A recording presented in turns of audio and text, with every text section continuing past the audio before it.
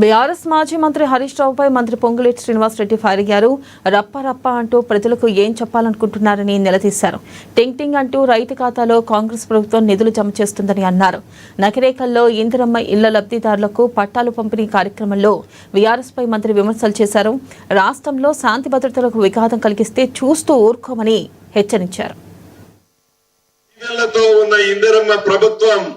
రైతును రాజు చేయాలని, రైతు ముఖంలో చిరునవ్వు చూడాలని 12,000 ఇచ్చారు. కార్యక్రమాన్ని 6వ తారీఖు నుంచి గౌరవ ముఖ్యమంత్రి గారు స్టార్ట్ చేస్తే 6 కాదు 16వ తారీఖు నుంచి గౌరవ ముఖ్యమంత్రి గారు స్టార్ట్ చేస్తే 9 రోజులలోపే 9,000 కోట్లు టింగ్ టింగ్ టింగ్ అనుకుంటూ నా రైతన్నుల ఖాతాలో జమ అవుతుంది.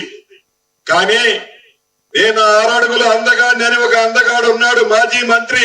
నిన్న ఒక దగ్గర ఒక ధర్నా చేస్తూ ఫ్లెక్సీలు పెట్టుకొని ప్లేకార్డులు పెట్టుకొని రప్ప రప్ప రప్పట. ఏంటి రప్ప రప్ప రప్ప? దేనికి రప్ప రప్ప రప్ప?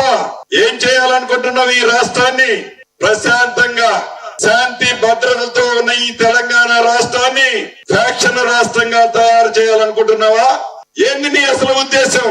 ఏమి పేదోడికి ఇబ్బంది అయిందని రప్ప రప్ప రప్పండి, టింగ్ టింగ్ టింగ్ న డబ్బులు పడుతున్నందుక రప్ప రప్ప.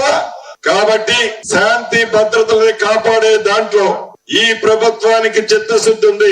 ఎవరైనా శాంతి భద్రతల విఘాతం కలిగిస్తే ప్రజలే వాళ్ళకి బుద్ధి చెప్తారు. గతంలో చెప్పారు,